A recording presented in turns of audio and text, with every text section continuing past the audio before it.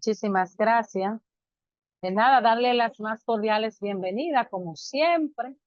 Hoy es nuestro segundo encuentro del módulo número 2, la segunda clase del segundo módulo, del módulo número 2, clase 2. En primer lugar, como siempre, darle las gracias al Creador, al Dios. Dios responde siempre nuestras oraciones y por eso debemos ponerlo siempre en primer lugar. Y a Él le colocamos este encuentro, que sea Él el que adopte en todo lo que vaya a salir del tanto de mis labios como de ustedes, que sea para el bienestar de toda la sociedad. Todo eso se lo pedimos en el nombre de nuestro Señor Jesucristo. Amén.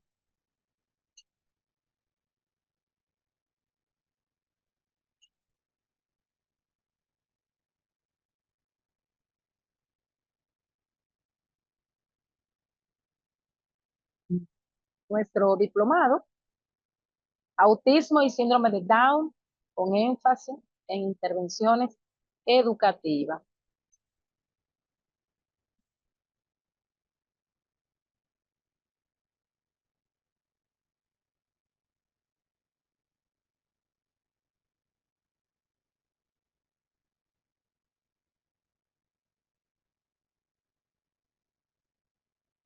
Como siempre, recordamos nuestro objetivo general, propiciar a los participantes conocimientos teóricos y prácticos sobre el autismo y el síndrome de Down para que puedan comprender, atender y fomentar la inclusión de personas con estas condiciones en diferentes contextos. Dentro de los objetivos específicos, tenemos identificar las características principales del autismo y el síndrome de Down, así como sus diferencias y similitudes, que ya ese objetivo ya lo hemos abarcado, estamos abarcando el primer objetivo específico todavía. Luego, aplicar estrategias educativas y terapéuticas basadas en evidencia para el desarrollo integral de las personas con autismo y síndrome de Down. Ahí estaremos trabajando ya el módulo 3 y diseñar planes de apoyo individualizado y promover prácticas inclusivas en el ámbito educativo, social y familiar. Ahí en esa parte estaremos abordando en el módulo 4 y en el módulo 5 ya nos vamos directamente a esos casos prácticos y algunas intervenciones que vamos socializando. Siempre que ahí tenemos los módulos que hemos trabajado y lo que vamos a trabajar. Entonces estamos, módulo 2, características y necesidades específicas. Me gustaría saber, antes de seguir, qué recuerdo de la clase de ayer. Recuerden, siempre tenemos esa temática. El otro día comenzamos haciendo esa socialización en el chat acerca de qué recuerdo en la clase del día de ayer o la clase del sábado, que fue el sábado. El sábado fue nuestra clase. Entonces vamos a ver en el chat qué recordamos.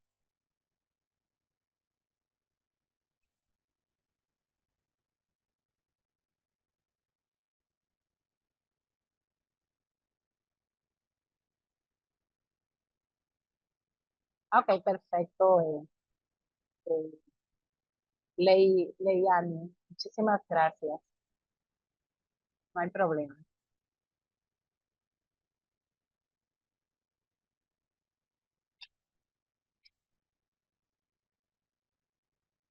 Vamos a ver qué nos dicen en el chat.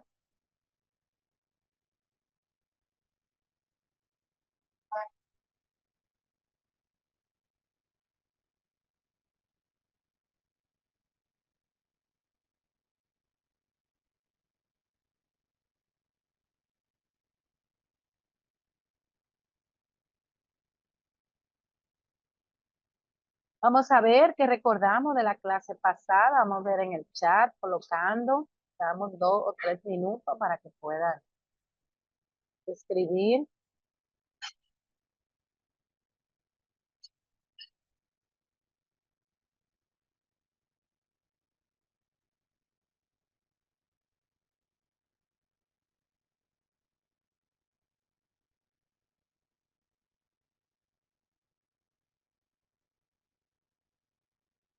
emocional.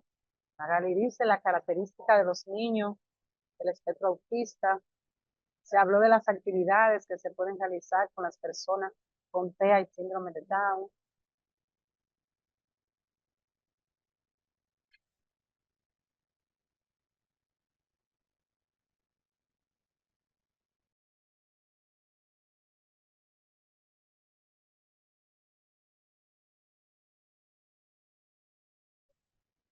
Vamos a ver cómo implementar y desarrollar actividades. Vimos las señales de alerta en TEA y DAO desde la infancia hasta los 12 años. Perfecto.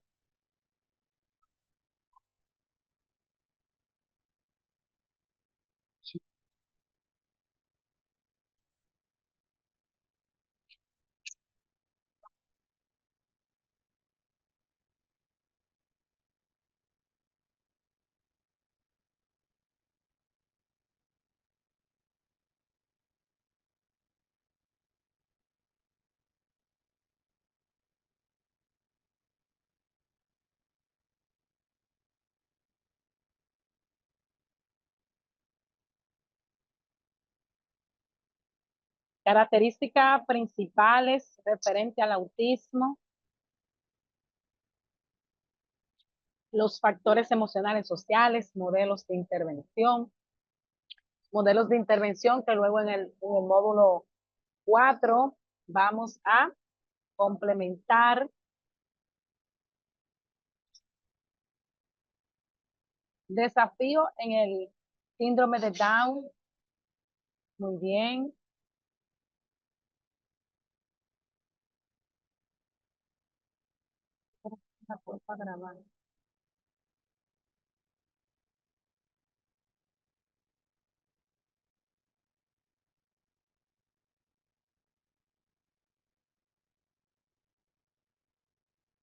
Entonces, muchísimas gracias. Recursos y apoyo disponible, trastorno de la conducta. Muchísimas gracias.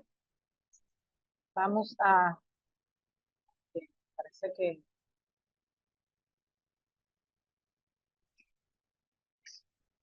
muchísimas gracias por cada uno de sus aportes.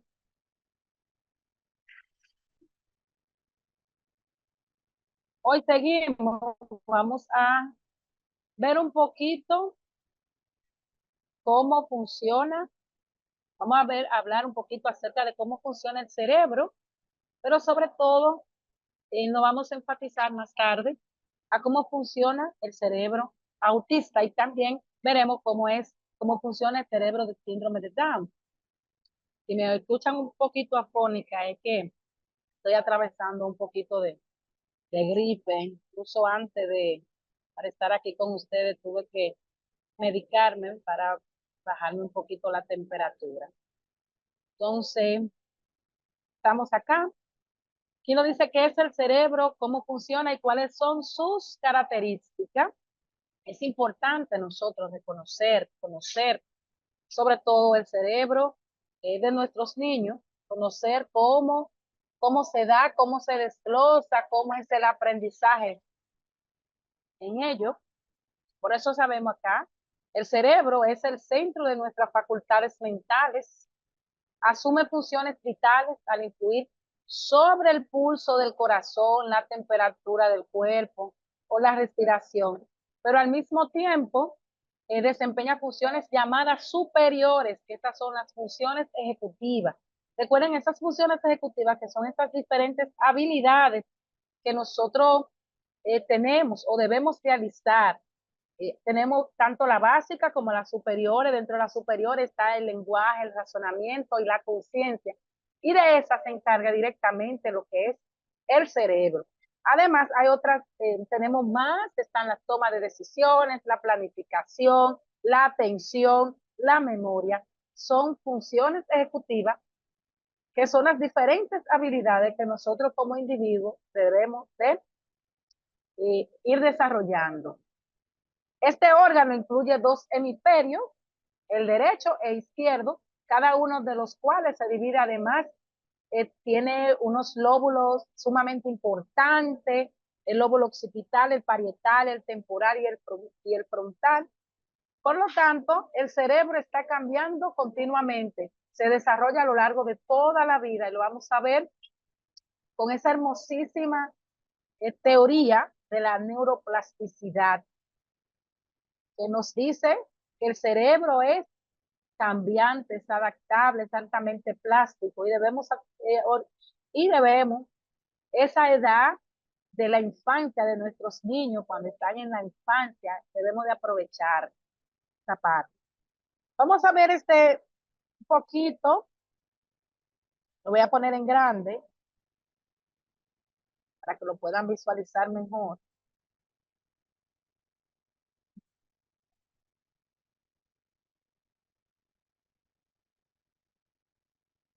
Aquí vemos, sobre todo vamos a enfocar en los diferentes lóbulos, el lóbulo frontal, ¿tá? Que es el que se encarga del movimiento, la inteligencia, el razonamiento, la conducta, la memoria, la personalidad. El lóbulo temporal, acá, por este ladito aquí debajo, se encarga del habla, la conducta. Ellos, entre los lóbulos, se comparten algunas funciones. El lóbulo temporal, el habla, la conducta, la memoria, el oído, la visión y las emociones. El lóbulo parietal se encarga de lo que es la inteligencia, el razonamiento, distinguir entre izquierdo y derecho, el lenguaje, la sensación, la lectura, y tenemos el lóbulo occipital encargado totalmente de la visión.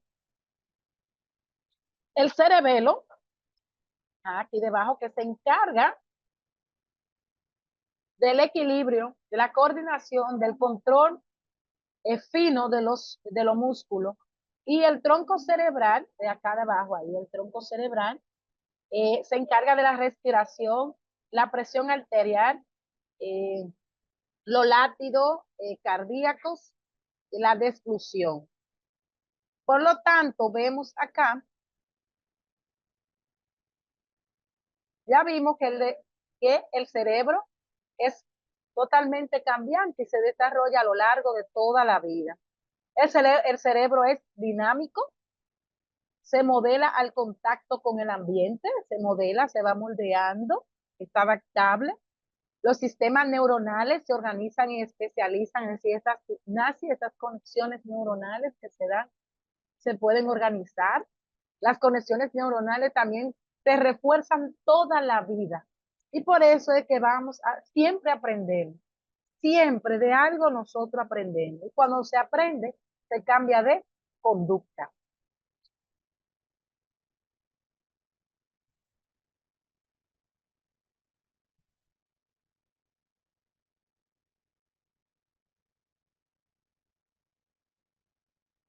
Me gustaría saber en el chat qué ustedes conocen acerca de neurociencia. Vamos a ver qué han escuchado acerca de la neurociencia.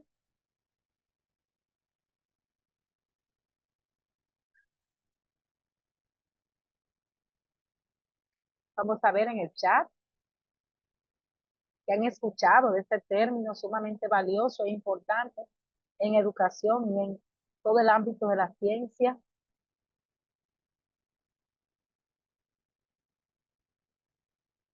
Vamos a ver, neurociencia, ¿qué han escuchado? Vamos a ver en el chat.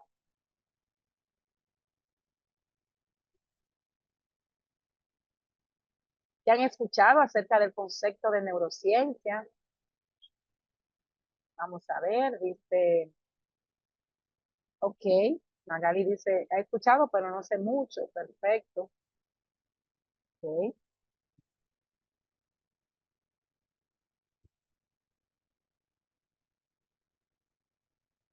ok, muchísimas gracias.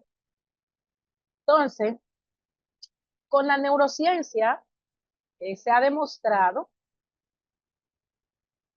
a ver, estudia la estructura y las funciones cerebrales, estudia sobre todo la conducta, sí mismo, y el cerebro. En educación estudia esta parte, la conducta, el cerebro, estudia cómo aprende, cómo se aprende realmente, la asignación, esas conexiones neuronales que se dan entre los hemisferios. La neurociencia ha demostrado que el aprendizaje es una actividad que se lleva a cabo a lo largo de toda la vida y que mientras más continúe, más efectiva es.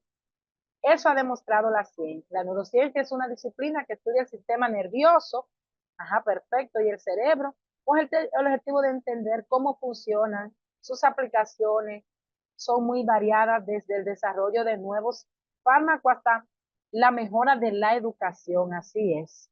Podemos decir que el boom hoy en día es la neurociencia, neuromarketing, neuro, neurociencia, neuroaprendizaje, neuromatemática, es decir, esa conexión realmente. Por lo tanto, el cerebro desempeña funciones sensoriales, funciones motoras y funciones de integración menos definidas y asociadas con diversas actividades mentales. Algunos procesos que están controlados por el cerebro son la memoria, el lenguaje, la escritura y la respuesta emocional. Hay mayor susceptibilidad natural, neuronal, habiendo mayor flujo de conexiones neuronales. De manera que el niño genera el doble de conexiones que cuando es adulto. Por eso es que es importante comenzar desde la niñez, porque en la fase infantil recoge la mayor parte de la información que les servirá en un futuro para la supervivencia. Entonces, ahora a veces nos preguntamos cómo aprendemos. Para aprender será todo un proceso. Y ese proceso incluye la emoción, sobre todo, aprendemos gracias a estos elementos, la emoción, la empatía y habilidades de comunicación social, la curiosidad, la atención y el juego. Entonces, pero además de eso, hay unos neurotransmisores que influyen más directamente en el aprendizaje. Está la dopamina, aumenta el foco de atención y memoria y el placer. Está la serotonina, que es la que regula las funciones perceptivas y cognitivas. Tenemos la acetilcolina, que aumenta la retención y el aprendizaje. Y la noradrenalina, es bien, está especialmente relacionado con la atención. Entonces, esos neurotransmisores van haciendo, cada uno tiene funciones importantes. Y en esta parte ahora vamos a ver esa teoría neurocientífica que sustentan el cerebro, que hablan, teorías que han marcado.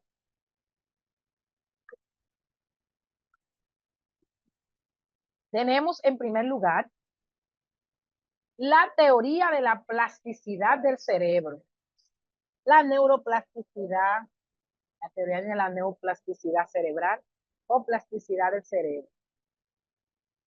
Esta teoría es uno de los más poderosos hallazgos relacionados con el aprendizaje y está relacionado es extraordinariamente la propiedad de la plasticidad del cerebro para adaptarse. El cerebro es altamente dinámico, altamente plástico, adaptable. Es decir, para crecer en relación con las necesidades y prácticas experimentadas y para podarse a sí mismo cuando las partes se hacen innecesarias, se hace esa poda neuronal. Lo que no me, lo que no es necesario para mi aprendizaje, entonces lo voy a rechazar. Una actividad que continúa a través de toda nuestra vida, llegando a esta edad de mucho más avanzada de las que habían imaginado antes. Es decir, recuerden que con la neurociencia se ha marcado esos pasos y se ha empezado a escudriñar realmente el aprendizaje, el cerebro, el comportamiento, muchas cosas interesantes y que vemos que es necesario que nosotros podamos manejarlo para poder llevar una verdadera inclusión a nuestros centros educativos. El diplomado termina el sábado, el 15, sábado 15. El material, todo, ya de esta parte se encarga el coordinador. Ya todos los materiales están disponibles, están en el enlace, todos los materiales, solamente ya esta parte se encargan nuestros coordinadores, son los que ellos tienen el proceso de cómo es que hacen el envío. Ok, perfecto. Entonces, así es. Inmediatamente ya tú te pones en contacto con él. No, no, no, en realidad no sé nada del pago, no sé, yo sé que esta parte, no puedo, ahí no puedo contestarle mucho de esta parte.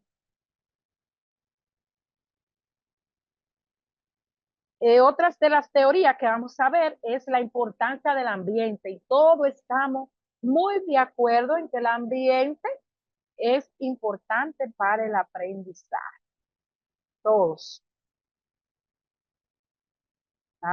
todos.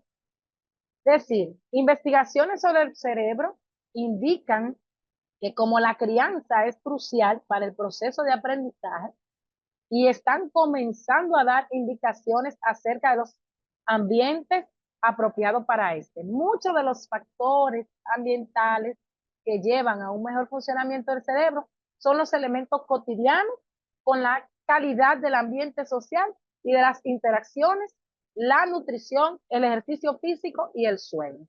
Es decir, vemos que dentro de las teorías que están planteando nuestro teórico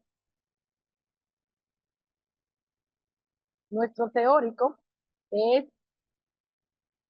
ok, nuestro teórico es que realmente el ambiente influye en el proceso de aprendizaje. Tenemos esta teoría, la teoría del cerebro triuno, el cerebro 3 en 1, que fue en el 1990 por Paulo Meclian, es el autor de esa teoría. El cerebro triuno, se especifican 3 cerebros en uno, el neocortés, que es el raciocinio, la reflexión, el cerebro límbico, emociones, percepción no consistente, y el cerebro reptiliano, el instinto, el de la supervivencia. Y por eso es necesario nosotros, para el aprendizaje, influyen. Sí, la teoría de... Ajá, perfecto. Entonces, es importante conocer acerca de los 3 cerebros en uno, el cerebro triuno, es decir, el neocortés, que es realmente raciocinio, el que nos diferencia de los animales, el cerebro límbico, donde están las emociones, la percepción, el cerebro reptiliano. ¿Y cuántos niños no tenemos con ese cerebro neocortés altamente desarrollado? Mucho con el cerebro límbico, estas emociones, esta percepción, y otros que viven por el instinto, sumamente por la supervivencia. Entonces, estas son teorías que nosotros tenemos en los materiales, están sumamente más ampliadas, pueden como tenemos además, como que se me presta, tenemos mm, la teoría del cerebro total, que es la de Ned Herman, 1989. En esta teoría es la que nos sustenta eh, que esa división del cerebro, por ejemplo, la parte superior izquierda, inferior izquierda, superior derecha, inferior derecha, vemos en la superior izquierda que se da la parte analítica, la parte lógica, la parte cuantitativa, basado en hechos. En la parte inferior izquierda es organizado, secuencial, planificado, detallado, mientras que la parte superior derecha tenemos holístico, intuitivo, integrador, creativo, y la inferior derecha tenemos interpersonal, basado en sentimientos, kinestésico y emocional. tenemos esta teoría la teoría de Roger, que es la teoría de los hemisferios cerebral, donde se dan en esa parte la lógica, el control, la razón, la ciencia, el amor. De este lado tenemos el arte, el amor, la creatividad. Además, esos teóricos tienen dentro de sus teorías que estos hemisferios se entrelazan, es decir, vamos a ver un, un, un órgano, cuerpo calloso, que es el que se encarga de esa comunicación entre estos dos hemisferios. Y muchas veces nosotros no tenemos una idea de algo, de una forma, o no nos da esa idea, no estamos haciendo un ejercicio y ese ejercicio no tiene, tenemos problemas, puede ser, estamos haciendo un ensayo y las ideas nos fluyen, descansamos un poquito, acomodamos y nuestro hemisferio entonces hacen como ese cableado, hacen ese intercambio. Es decir, ellos se intercambian comunicación.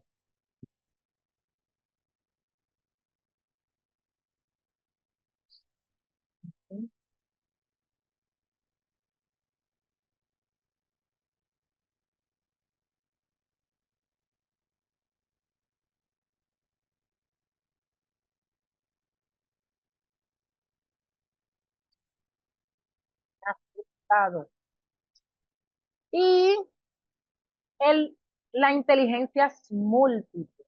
Recuerden, esas inteligencias múltiples, una teoría reciente también de Ganner en 1997. Esa es la teoría de las 8 inteligencias múltiples. Recuerden que las inteligencias múltiples, cuando leemos el material a profundo, también son catalogadas estilo de aprendizaje que nosotros podemos utilizar en nuestros salones de clase. Tenemos niños que son altamente visoespaciales, que son altamente lingüísticos, tenemos que son lógico-matemáticos. Había antes un error, que antes solamente la persona inteligente era el que sabía matemática y está demostrado que no, porque a lo largo de la vida pueden ir desarrollando competencias. Recuerden que la competencia no se logra, la competencia se desarrolla. Y por eso es que a lo largo de toda la vida, igual que la inteligencia, usted tiene una inteligencia, en algo usted es súper, súper valioso y eso hay que tenerlo en cuenta. Por eso es que las inteligencias múltiples vienen siendo también eh, estilos de aprendizaje que nosotros podemos utilizar en nuestros salones de clase. Niños que les gusta que son interpersonal, otros son intropersonal, o sea, le encanta el arte, la música. Entonces, para eso están, para que nosotros busquemos varias alternativas para trabajar con nuestros estudiantes o también manejar nuestros hijos en casa. Y vamos aquí a el cerebro en niños con autismo, antes de irnos al chat y ver.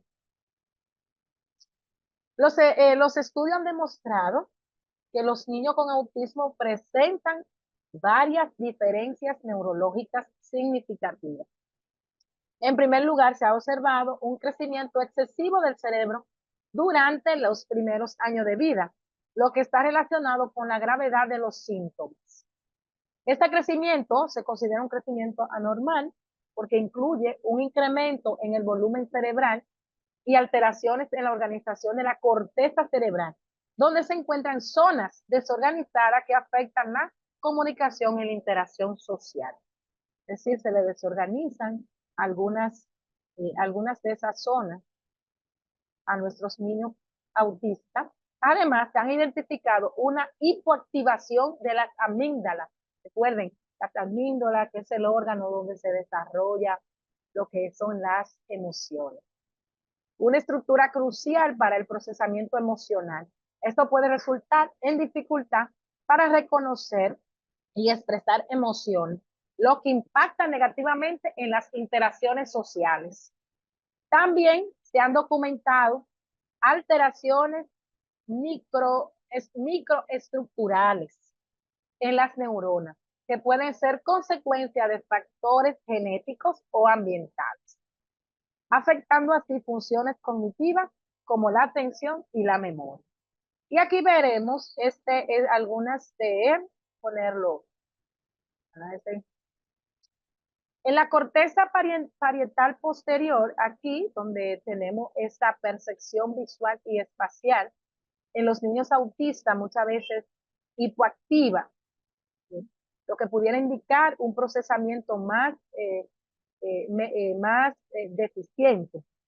En la corteza prefrontal, el pensamiento abstracto y comunicación social, acá eh, se muestran en el cerebro del niño autista, se muestran células desorganizadas y neuronas extra. En la corteza prefrontal ventromediana, aquí tenemos vinculada a la capacidad para imaginar los pensamientos. Recuerden que los niños autistas muchas veces tienen dificultad para el juego simbólico y para algunos sentimientos de otras personas, y por eso es que vimos que se da la teoría de la mente. Muchas veces está hipoactiva en el cerebro de los niños autistas. Las amígdalas, donde se da las emociones, que es el procesamiento de emociones, deficiente conectividad con otras regiones. Y aquí la corteza temporal, vemos empatía y atención, eh, podemos ver células desorganizadas. En el cuerpo calloso, que es el que une los dos hemisferios para que haya una buena comunicación que conecta, así es su función, dice, su función es conectar los hemisferios derecho y el izquierdo. Es más pequeño en los niños autistas, este cuerpo calloso se presenta más pequeño en los niños autistas. Y veremos aquí un poquito de esos órganos que vimos. Por ejemplo, el sistema límbico, sabemos que pertenece también aparte de ser un órgano sumamente importante, también está dentro de los cerebros triuno, de los tres cerebros, el sistema límbico, el cerebro límbico. Este está compuesto por un conjunto de estructuras cuya función está relacionada con las respuestas emocionales, el aprendizaje y la memoria. Depende de este sistema en gran medida nuestra personalidad y nuestro recuerdo. Entonces, muchas veces los niños autistas presentan como una disfunción en ese cerebro.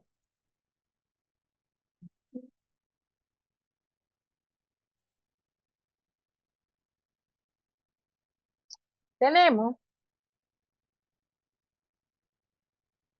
el cerebelo, que lo vimos anteriormente, se destaca por ser un centro de coordinación y organización de movimiento. El equilibrio está ahí, el movimiento. Recientemente se ha encontrado que el cerebelo también forma parte del aprendizaje asociativo motor y también en la parte emocional. Puede sufrir en los niños autistas atrofia cerebelar, hipoplasia cerebelosa, es decir, pueden haber algunas desorganización en los niños autistas. Además tenemos acá el tronco cefálico, este que está aquí, que controla las funciones, controla las funciones de respiración, regulación de ritmo cardíaco, aspecto primario de la localización del sonido, alteración en el funcionamiento. Por lo tanto, también tenemos los lóbulos cerebrales, recordando que esos lóbulos cerebrales son 4. El lóbulo temporal, su principal función se relaciona con la memoria. Entonces hay que tener cuidado. Muchas veces, cuando nuestros niños están pequeñitos, tenemos que evitar esas caídas. Por eso ustedes ven que las madres, nuestras abuelas siempre nos decían, tiene que cuidarle la cabecita al bebé. Quizá ellas no sabían realmente por qué era, pero realmente es porque se le puede tener cualquier alteración en el lóbulo temporal, en el occipital, en el parietal. en el frontal. Entonces tenemos que tener ese cuidado con nuestros bebés cuando están pequeños, no dejarle dar golpe en la cabecita, no dejarlo caer, ni nada de eso. El lóbulo occipital es el que implica la capacidad de ver e interpretar lo que vemos. El lóbulo parietal cubre un papel importante en el procesamiento de la información sensorial procedente de las distintas partes del cuerpo. El reconocimiento de los números se da ahí en el lóbulo parietal y sus relaciones y la manipulación de objetos. El lóbulo frontal, el control de los impulsos, juicio, lenguaje, memoria, funciones motoras, comportamientos sexual, socialización y espontaneidad. En síntesis, nos asiste en la planificación, el lóbulo frontal nos asiste en la planificación, la coordinación, el control y ejecución de las conductas. Muchas veces en los niños autistas se puede ver un aumento del tamaño en el parietal, occipital y temporal. Aquí vemos el cuerpo calloso, sumamente importante. Parece que se me puso un ruido.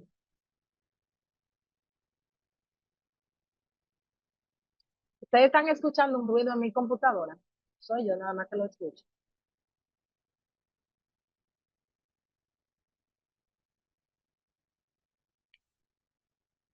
Okay.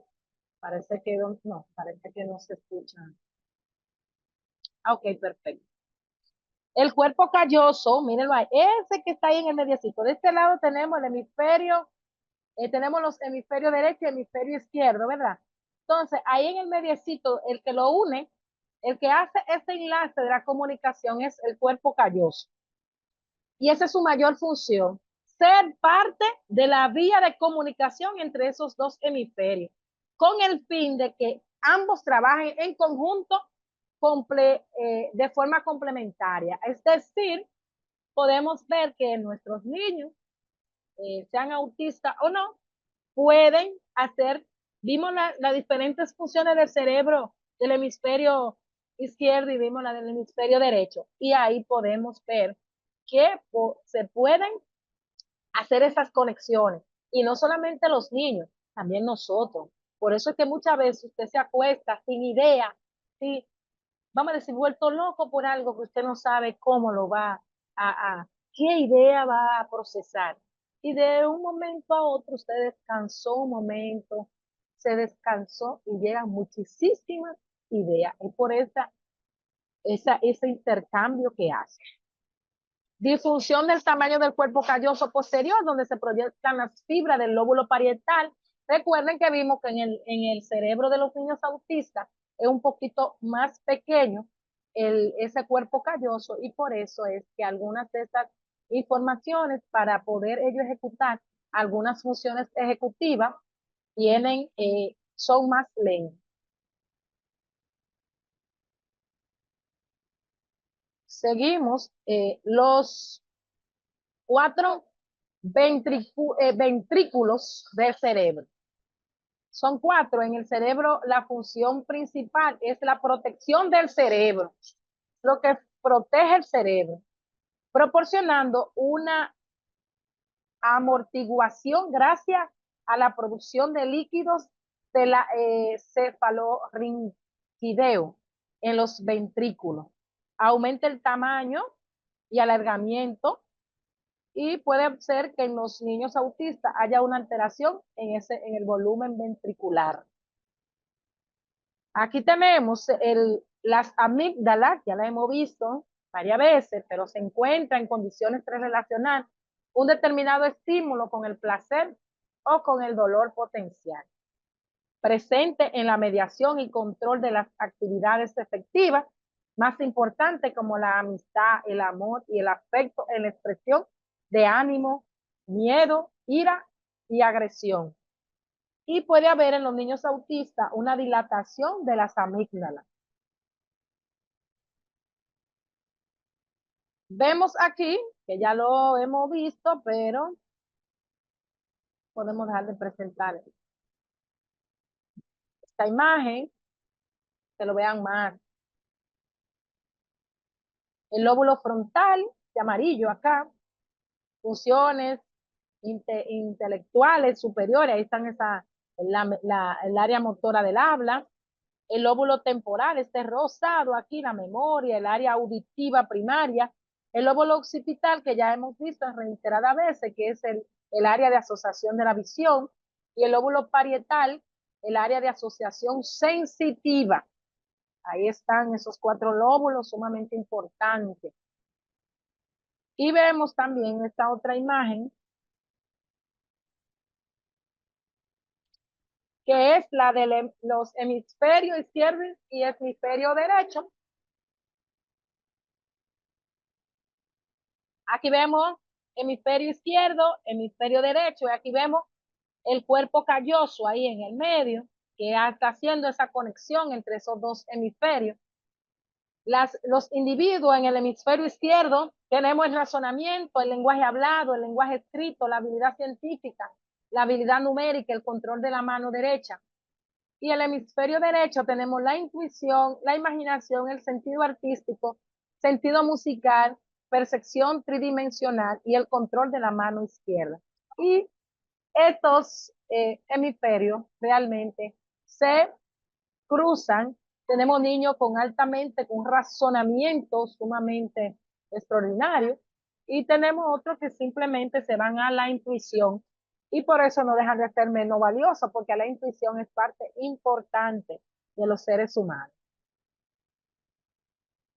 Tenemos aquí los ganglios basales, que ayudan a regular el movimiento voluntario, el aprendizaje de habilidades motoras, ayuda en la postura. El hipocampo, un órgano que no podemos dejar de mencionar, es la consolidación del aprendizaje y la memoria. Ahí es que se da esa consolidación del aprendizaje y la memoria. Y vamos a ver el cerebro del niño síndrome de Down, pero antes de vamos a ver sus comentarios en el chat. Vamos a ver comentarios en el chat.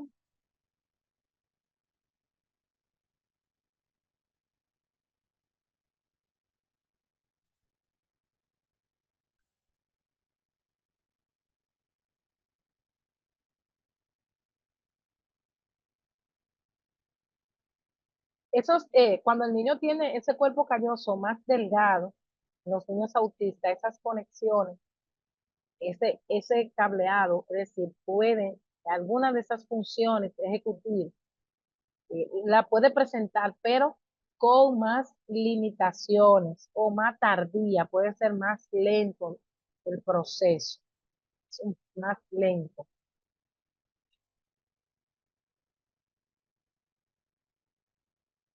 Vamos a ver, tener mucha agua hoy.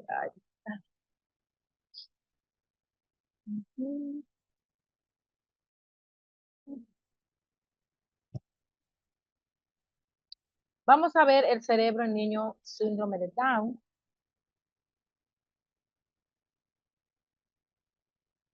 Aquí vemos, me dejan saber si pueden ver la imagen.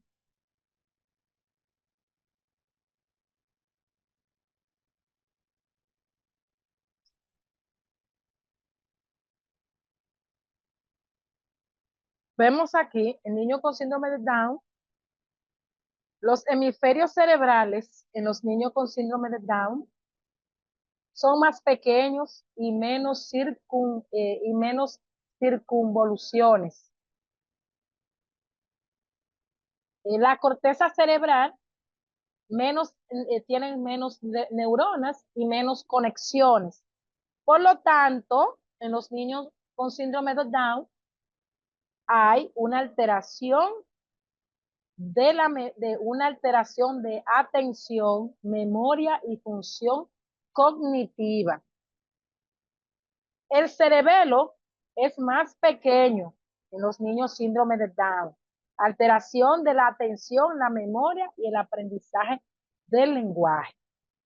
El hipocampo, menor tamaño.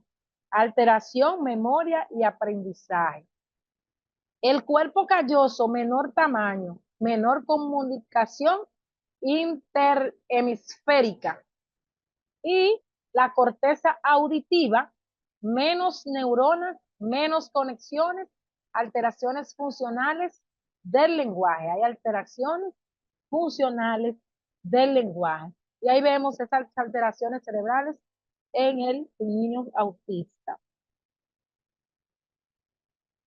Ay, escúcheme, el niño síndrome de Down. El niño síndrome de Down.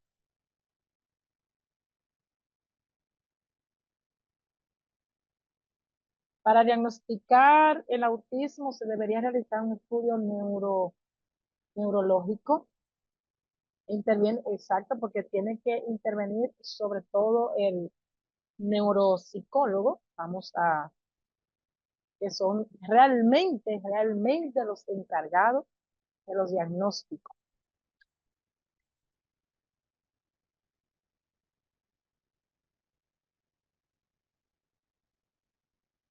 Vamos a ver, mm,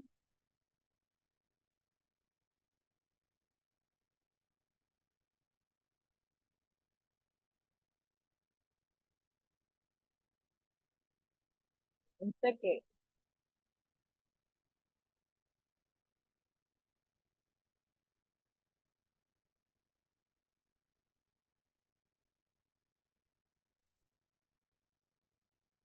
vamos a ver cómo es,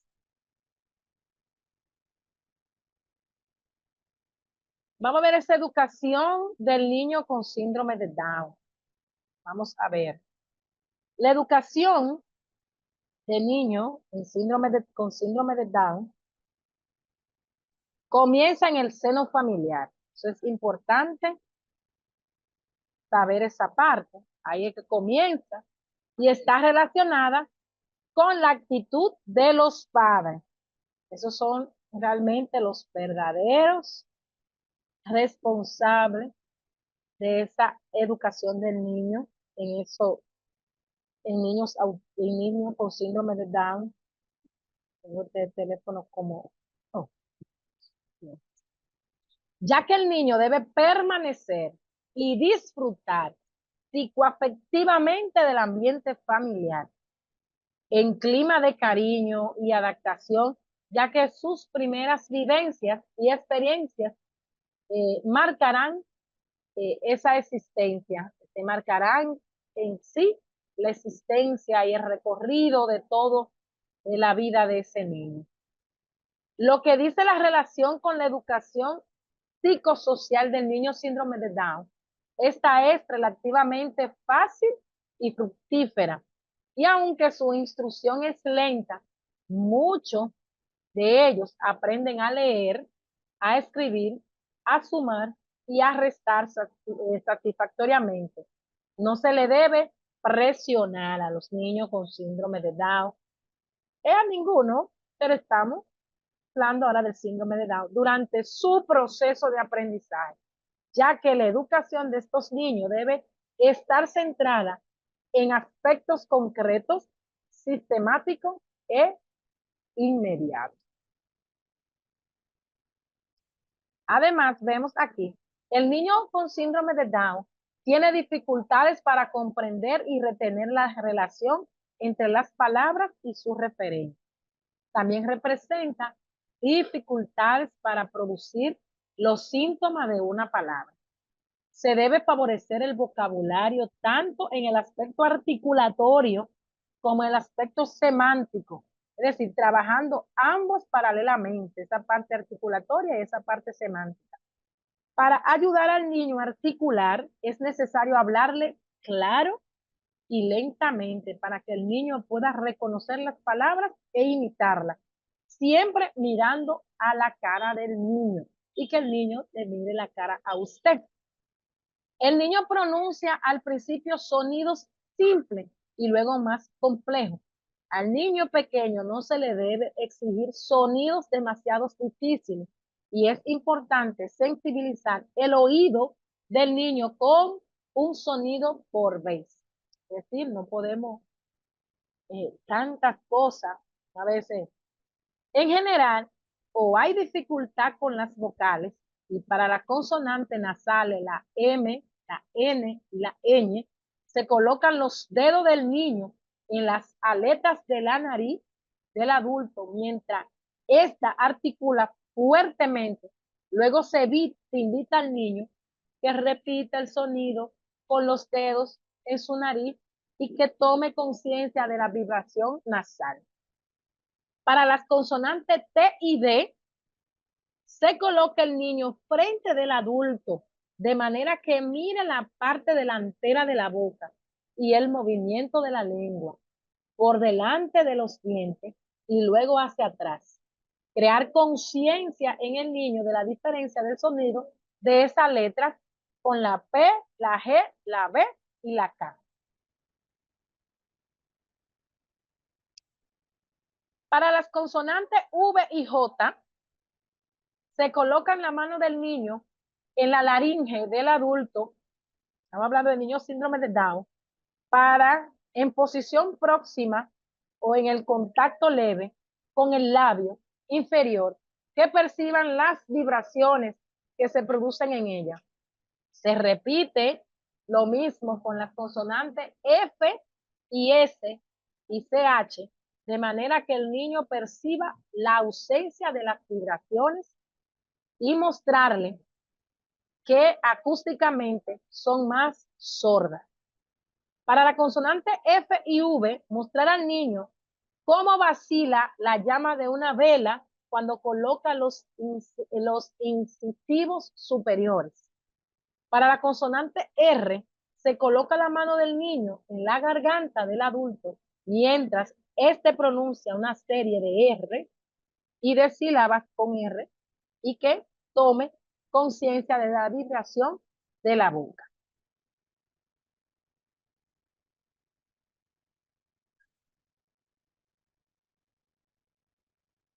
En, síndrome, en niños con síndrome de Down, el inicio del aprendizaje y del juego. El desarrollo cognitivo que surge inicialmente se llama desarrollo sensoriomotor, porque los niños exploran el mundo a través de los sentidos, para nadie es un secreto. Los niños tocan y toman los juguetes y los objetos y los llevan a la boca. Están aprendiendo a ver las cosas, sentirlas, gustarles y a saber qué pueden hacer con ellas. Están aprendiendo de qué modo la información que les llega a todos sus sentidos les hace conocer un objeto. Los niños con síndrome de Down aprenden de la misma manera, de la misma forma, pero puede haber un retraso en su capacidad para explorar debido a que su desarrollo motor es más lento. Para algunos de ellos, el retraso puede deberse también a aspectos sensoriales, como es un rechazo a sentir sus manos mojadas o sucias. Eso a veces le molesta. Por lo general, los niños con síndrome de Down van saliendo lentamente de estas sensibilidades sensoriales, pero al paso, pero despacio.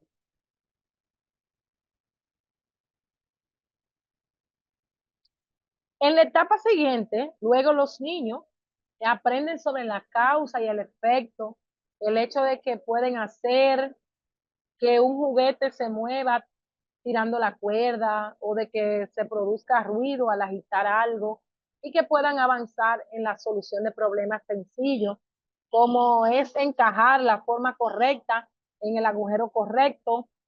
Eh, Aprenden también sobre la permanencia del objeto, las cosas siguen existiendo, aunque las tapemos, eso es importante que los niños aprendan esa parte y aprenderán a buscar y encontrar los objetos ocultos.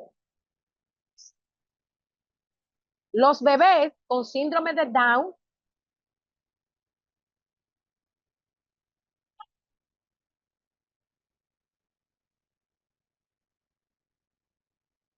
los bebés con síndrome de Down hacen todas estas cosas, todas, pero en edades más retrasadas.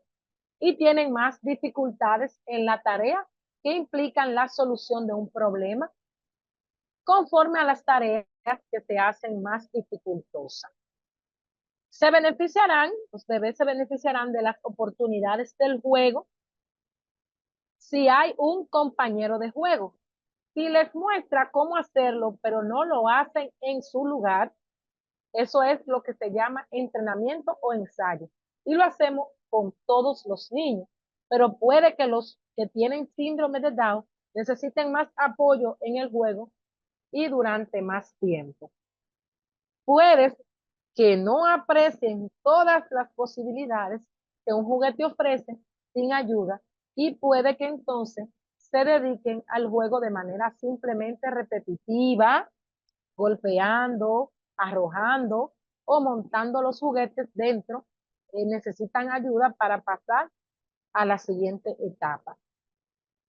Pero también veremos la memoria del niño. Ok, perfecto. Ahí está el... Sí, gracias. La memoria implícita, que se refiere a las habilidades, como el andar en bicicleta, que lo hacemos automáticamente una vez que los hemos aprendido. En realidad, y muchos niños una vez se lo hacen asimilando. Y la memoria explícita es la que almacena hechos, experiencias y conceptos. Los niños con síndrome de Down tienen más dificultad en la memoria explícita, guardar esos hechos, esa experiencia, esos conceptos. Quizá porque ellos requieren la evocación consciente que utiliza el lenguaje. La mayoría de los investigadores han analizado la memoria operativa, muchas veces traducida como la memoria de trabajo.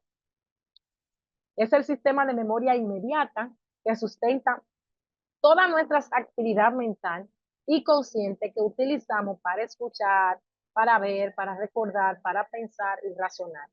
La información es procesada en la memoria operativa antes de que se convierta en memoria a largo plazo. El sistema de memoria operativa incluye dos componentes, el de la memoria a corto plazo, que es la parte verbal auditiva, y la memoria a corto plazo, la parte visual. Entonces, los niños con síndrome de Down generalmente muestran habilidades de la memoria a corto plazo visual mejores que la de la memoria verbal. Esto significa que aprenderán más fácilmente si la información se les presenta de manera visual que si se le presenta de manera verbal. Por ejemplo, si se ilustran los puntos clave de un cuento con imágenes, ayudará a su hijo o a su alumno a comprender y recordar mejor lo que está ocurriendo. Le será mucho más difícil seguir el cuento si solo lo está escuchando.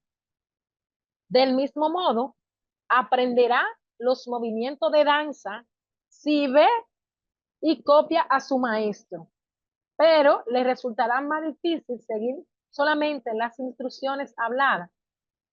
Para muchos niños con síndrome de Down, un programa u horario visual en el que aparezcan imágenes que ilustren las actividades del día les va a ayudar a recordar lo que han de suceder a lo largo del día en casa o en la escuela. Por eso enfatizamos mucho y vamos a ver en el módulo 4 ese recorrido de los pictogramas, pictocuento, pictovideo, todo es, enfatizamos mucho en lo que es el uso de esta parte visual, sobre todo el uso de pictogramas, que lo pueden hacer en casa y también en la escuela, el uso de pictogramas.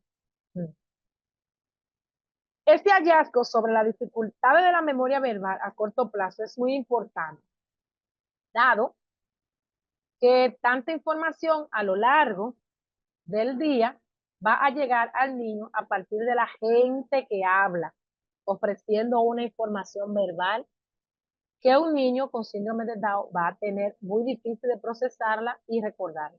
Además, la memoria verbal a corto plazo es importante para aprender a hablar, tanto para aprender palabras como aprender frases.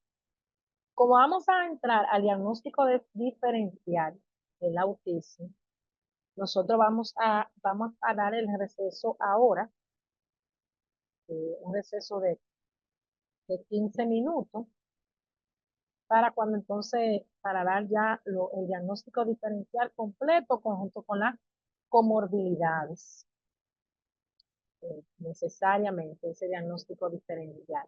Entonces, ¿qué me dicen? Me escriben en el chat. Si damos el receso de 15 minutos ahora, y así yo tomo el medicamento. ¿Me dejan saber? Ok, entonces, a las 6:50 iniciamos. Voy a colocar la, la, la diapositiva con receso, un receso. Todo lo que él pago, creo que cuesta como $23, eso, pero en el grupo está todo lo concerniente al pago y todo sé que le entregan 4 certificaciones, la del diplomado en general con 140 horas y 3 cursos de 40 horas cada uno. Y le entregan el del módulo 1, módulo 2 y el módulo 3, haciendo una, una conexión entre el módulo 3 y 4. Entregan 4 certificaciones. Pero ya en el grupo de WhatsApp, ahí están todas todo. Entonces, receso de 15 minutos. En el receso, recuerden, no tienen que salir, usted hace lo que va a hacer, se queda conectado.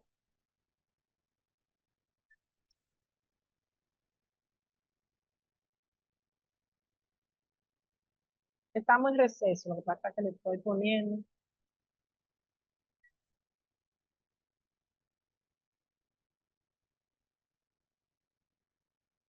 Ahí está, lo voy a poner en grande, que sepan lo que, si alguien entra, sepa que estamos en receso.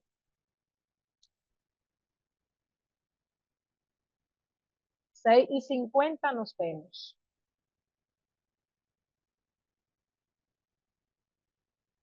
Estamos en receso ahora a las 6:50, hora de República Dominicana. Entramos. Ponerlo grande para que vayan entrando, sepan. Estamos por aquí, vamos a esperar que los compañeros vayan ingresando, como dijimos, a las 6:50, que vi que era a las 6:40, pero no hay problema. Vamos a esperar que pasen los minutos que dije, para que confundí, dije 15 minutos a las 6:50, pero era a las 6:40, pero vamos a esperar ya para trabajar ese diagnóstico diferencial que nosotros debemos bien reconocer esa parte. Ok, ya entonces iniciamos. Dejan saber si me escuchan bien, si ven las diapositivas. Coloca en el chat.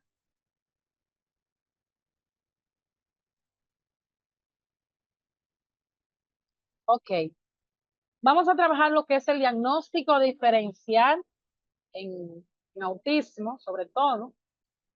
El diagnóstico diferencial es un proceso clínico mediante el cual un profesional de la salud identifica una enfermedad o un trastorno entre varias posibles que presentan síntomas similares.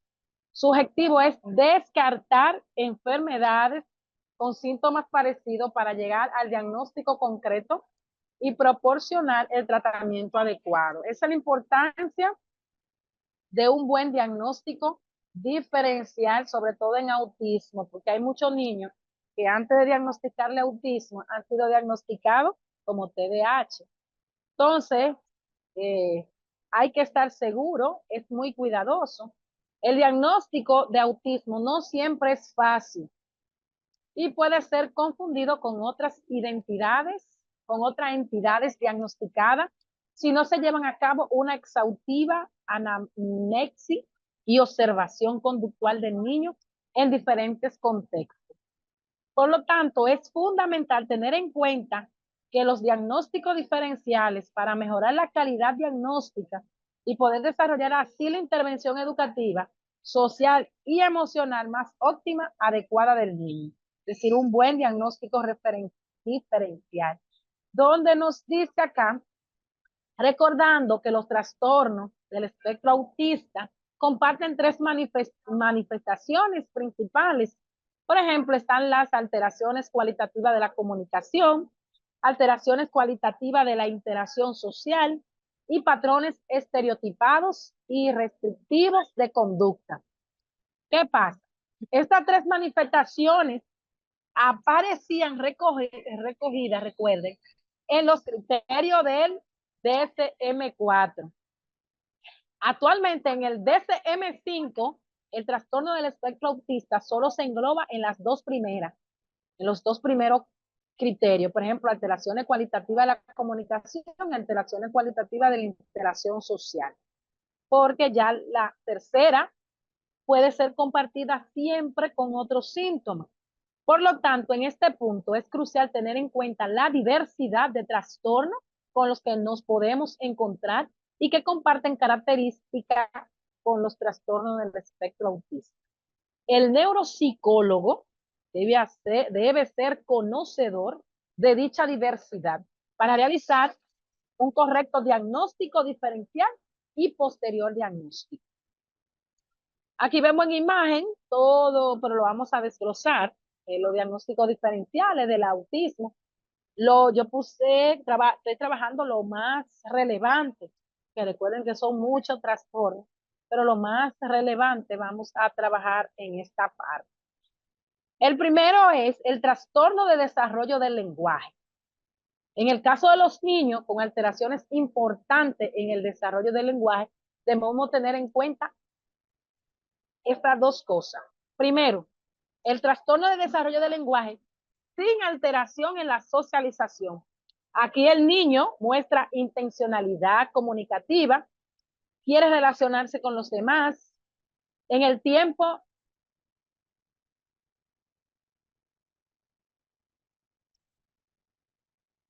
la imagen, quería ver esta imagen. Síndrome de los trastornos con lo que hice un poquito un bosquejo, porque hay más. Síndrome de Rett, trastorno de movimiento estereotipados, mutismo selectivo, discapacidad intelectual, trastorno por déficit de atención e hiperactividad, trastorno del lenguaje y trastorno de la comunicación social y la esquizofrenia. Y hay otros más que también están ahí que yo lo voy a tocar. Entonces, el autismo, ese diagnóstico diferencial entre el autismo y el trastorno del desarrollo del lenguaje. En el caso de los niños con alteraciones importantes en el desarrollo del lenguaje, debemos tener en cuenta trastorno de desarrollo del lenguaje sin alteraciones en la socialización. El niño acá muestra intencionalidad comunicativa, quiere relacionarse con los demás.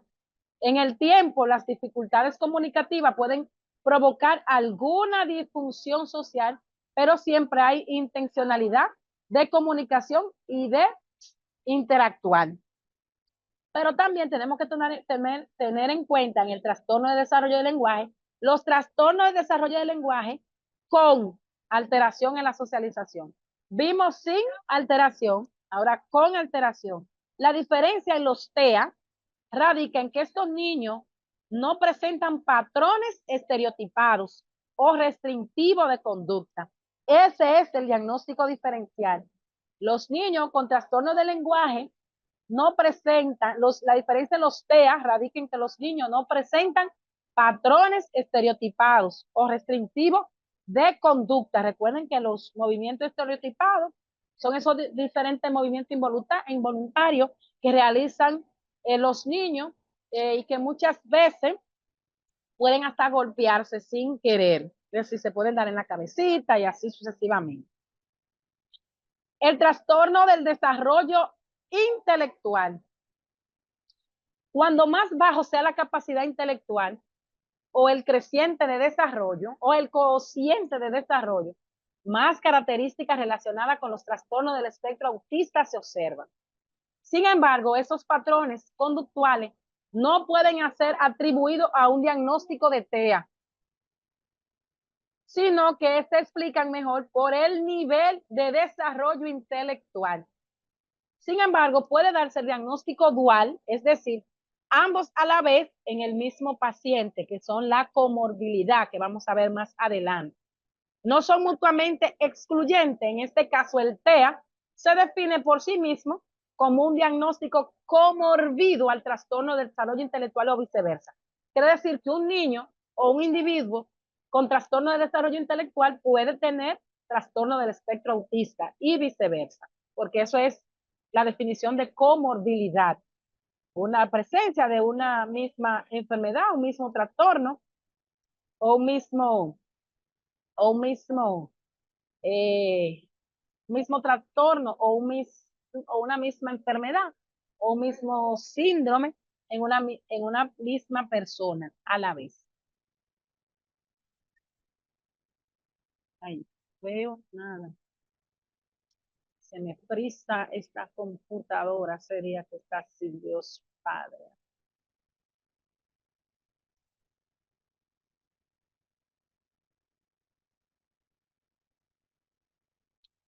El registro secundarias a encefalopatías epilépticas. Niños con algunas encefalopatías epilépticas, como el síndrome de Landa-Kleffer o estatus epiléptico, punta onda, continúa durante el sueño lento. Este presenta regresiones en el desarrollo, especialmente en el lenguaje, por lo que es importante tener en cuenta que las regresiones en el autismo ocurren alrededor del segundo año de vida y muy raramente de los 3 en adelante. Las regresiones asociadas a esta encefalopatía ocurren más tardíamente, hacia los 4 o 5 años y raramente a los 3 años o menos de la regresión secundaria o encefalopatías epilépticas. Y vemos aquí que es importante tener en cuenta que existe una estrecha relación entre el autismo y la epilepsia. La prevalencia de epilepsia en la población general es de un 0.1 a 0.4%, pero la prevalencia en la población con TEA, niño TEA, oscila dependiendo del lugar en donde se reúna la muestra, pero puede ir de un 5 a un 25%, muy alta en relación a la población en general. Hay que ver bien ese diagnóstico diferencial entre la epilepsia. En algunos síndromes epilépticos, la prevalencia de autismo es muy alta. Por ejemplo, puede ser epilepsia por esclerosis tuberosa hasta un 50%.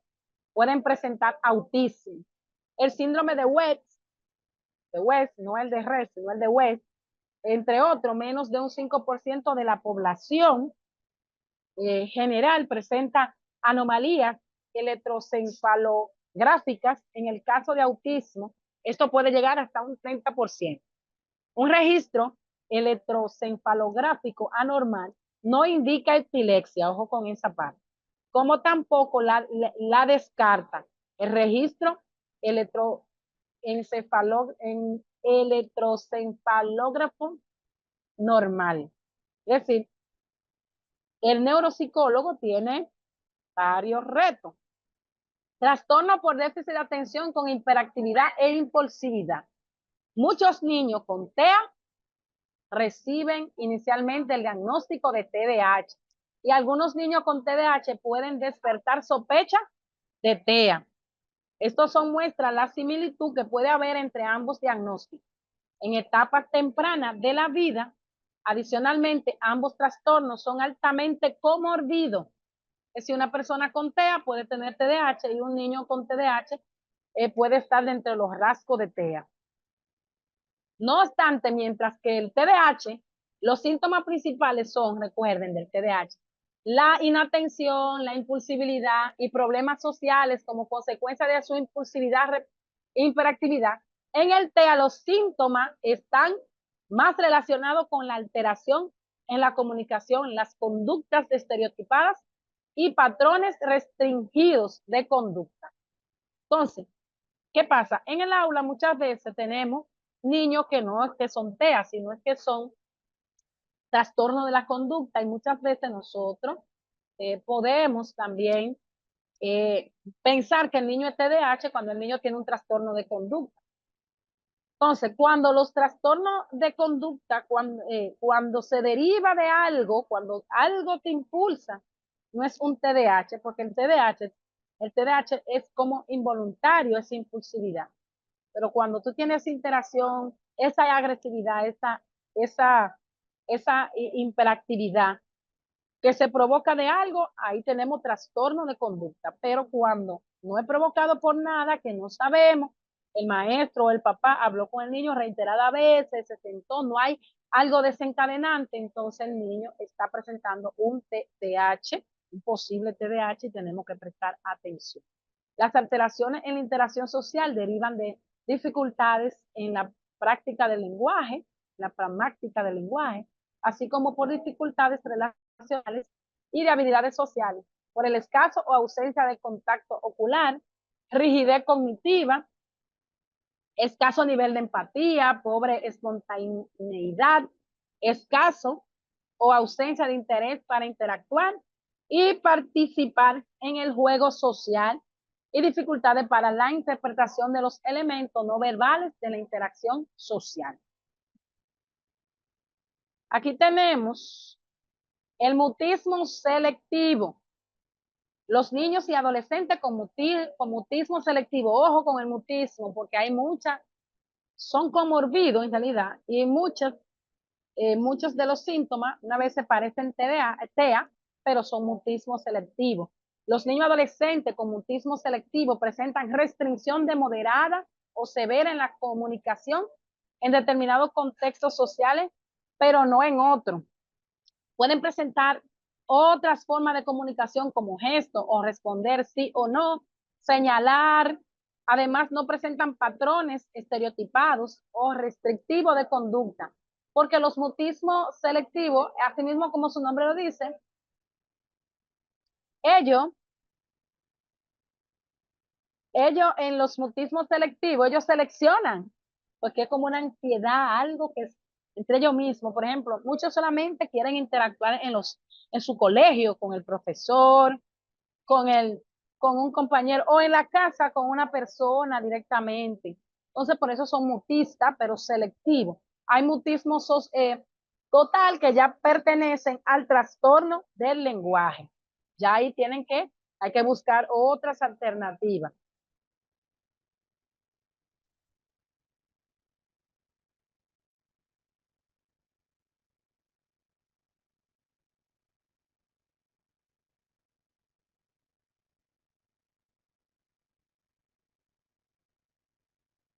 Trastorno por movimiento estereotipados. Se ha mencionado mucho, ¿verdad? Los movimientos estereotipados aparecen sin asociación a alteraciones cualitativas de la comunicación, de la interacción social o patrones restrictivos de conducta. Es importante tener en cuenta que el diagnóstico de trastorno de movimiento estereotipado no puede realizarse si existe otro trastorno del neurodesarrollo que explique estos comportamientos. Es decir, si el niño o bien una intoxicación o enfermedad neurológica diagnosticada. Si ya el niño está haciendo esos movimientos porque tiene un TEA y está haciendo esos movimientos estereotipados, tiene un TDAH, entonces no debemos de hacerle ese, ese diagnóstico, no se le debe hacer, no se debe porque ellos ya lo están presentando. Aquí tenemos el trastorno de ansiedad social. En estos casos, el desencadenante de la respuesta de ansiedad es que pueden expresarse de diversas formas. Puede haber una conducta estereotipada, miedo manifiesto, inhibición de la comunicación. Es consecuencia de tener que exponerse a situaciones que requieren de interacción social. No se observan patrones estereotipados o restrictivos de conducta. Muchas veces también la ansiedad hace que el niño entre a un mutismo selectivo. La esquizofrenia de inicio temprano. Puede haber tempranamente algunas conductas relacionadas con los TEA, pero sin definir claramente el diagnóstico. Pero puede aparecer esta conducta de manera más tardía en la adolescencia o más adelante. En este caso tenemos que elevar el índice de sospecha. Los síntomas psicóticos son tardíos en los niños con TEA y las manifestaciones son siempre tempranas.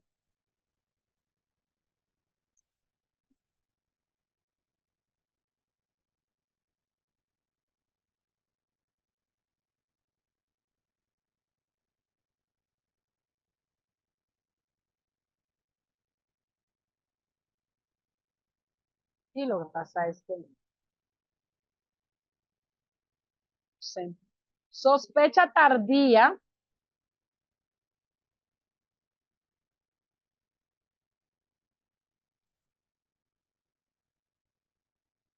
Sospecha tardía de trastorno del espectro autista. Caso de personas que reciben de manera tardía el diagnóstico de TEA, pero sin ser este en realidad, pudiendo ser una esquizofrenia de inicio temprano, un trastorno de la personalidad, un trastorno obsesivo compulsivo asociado a dificultades en la interacción social y otros. Déjame ver por qué que me, se me está. Tenemos otro trastorno con el que el autismo hay que hacer un buen diagnóstico diferencial, es el trastorno del aprendizaje no verbal, aunque actualmente este diagnóstico no está codificado en el DSM-5, se considera importante incluirlo por la similitud que presenta con la anterior categoría que era diagnosticada, recuerden, síndrome de Asperger, ya como se conocía el autismo. En ambos trastornos las habilidades verbales están preservadas, aunque con la pragmática afectada, y cuentan con dificultades sociales, bajas habilidades visoespaciales, prosodia característica y dificultades motoras. Además, tienen dificultades en la percepción social e incapacidad para interpretar las emociones propias y las de los demás. Las principales diferencias entre ambas afectaciones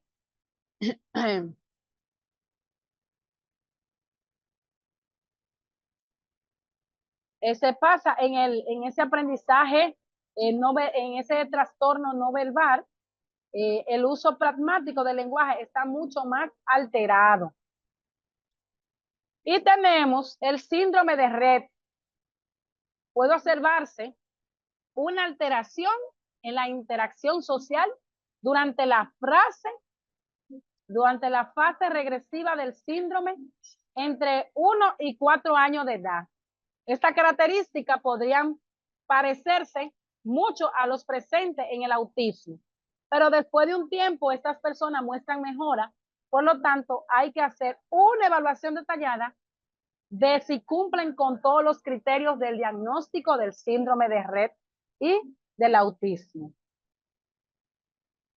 Volví a repetir aquí la esquizofrenia. Entonces, vamos a ver comorbilidad. Es importante ver, porque muchas veces tenemos nuestros estudiantes. Sí, claro, es el mutismo selectivo, es comorbido, sobre todo en los niños con síndrome, con los niños autistas, y también puede presentar en niños con síndrome de Down. Claro. Comorbilidad del autismo. Ya dije anteriormente que la comorbilidad se refiere a la presencia simultánea de dos o más enfermedades o trastornos en una misma persona. Estas condiciones pueden estar relacionadas entre sí o ser completamente independientes. El concepto es ampliamente utilizado en medicina, en la psicología y en la psiquiatría. Aquí vemos en la imagen varios, con lo que el autismo es comorbido, síndrome de Rett, síndrome de ansiedad, TDAH, TDA, trastorno solamente de atención, y trastorno ya con hiperactividad, y así sucesivamente. Vamos a ver algunos. El autismo suele venir acompañado de algunas comorbilidades como trastorno, patología de distinto tipo. Estas circunstancias hacen que la variabilidad de síntomas de las personas autistas sean aún más amplia, ya que puede simplificar menos sobre la condición. La complejidad del síntoma del síndrome de Asperger se mezcla pues con otros síndromes o trastornos, con lo que comparte algunos síntomas a la vez que el síndrome de Asperger también dificulta el diagnóstico de otros trastornos. Por ejemplo, el trastorno por déficit de atención e hiperactividad, TDAH, comparte muchos síntomas con el de Asperger. La falta de habilidades sociales, problemas de la gestión de emociones, dificultades de atención, tendencia a actitudes desafiantes o de oposición a los demás, hipersensibilidad sensorial. Y vamos a ver a continuación esa lista de algunos, recuerden que son muchos, pero algunos más relevantes que nosotros tenemos que conocer en nuestros centros educativos y en nuestros hogares. La discapacidad intelectual, deficiencia a nivel conceptual, social y práctico. El TDAH, ya sabemos, patrón persistente de inatención, hiperactividad, impulsividad. El trastorno de desarrollo de coordinación, la adquisición y ejecución de habilidades motrices coordinadas están por debajo de lo esperado. Se evidencian alteraciones en individuos de la vida cotidiana, afecta la productividad académica, vocacionales y el juego. También un niño TEA o un adulto TEA o un individuo con TEA también puede tener trastorno del aprendizaje, dígase dislexia, discalculia, disgrafia, que vamos luego más tarde, no hoy, en el módulo, el último módulo donde vamos a ver algunas prácticas, vamos a ver cómo tratar esa dislexia, esa discalculia, esa disgrafia, esos trastornos de aprendizaje, que también se ven comorbido entre los niños TEA, niños que tienen trastorno del espectro autista, muchas veces también presentan trastornos del aprendizaje. Trastorno de ansiedad son frecuentes en personas con autismo de todas las edades. Los síntomas pueden estar condicionados por factores como la edad, grado de deterioro social y nivel de funcionamiento cognitivo y otras complicaciones. Se han estudiado que la prevalencia de trastorno de ansiedad en niños con TEA está entre el 11 y el 84%, siendo esta gran diferencia debido a las distintas metodologías de los estudios. Recuerden, por eso es un buen diagnóstico, porque muchas veces se van presentando dificultades. Algunos tipos, como el trastorno de ansiedad social, se consideran prácticamente como parte del trastorno del espectro autista, por lo que no son considerados como comorbilidad, porque recuerden que los niños con trastorno del espectro autista, dentro del DSM-5, una de las primeras cualidades es la comunicación. Mientras que síntomas como el control compulsivo, si duda entre considerarlo comorbilidad o parte del trastorno del autista.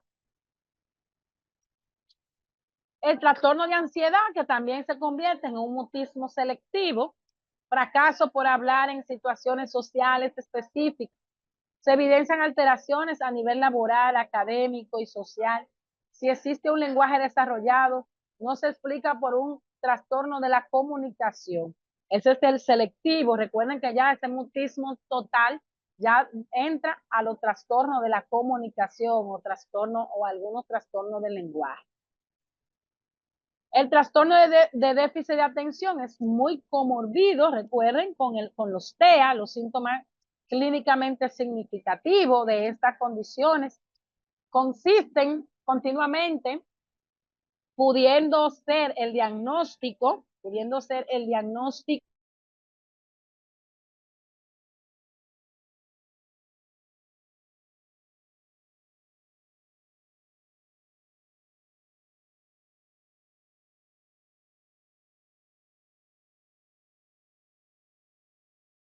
las personas con TDAH y TEA pueden beneficiarse de otros medicamentos o terapias conductuales como el análisis conductual aplicado y la neuroretroalimentación.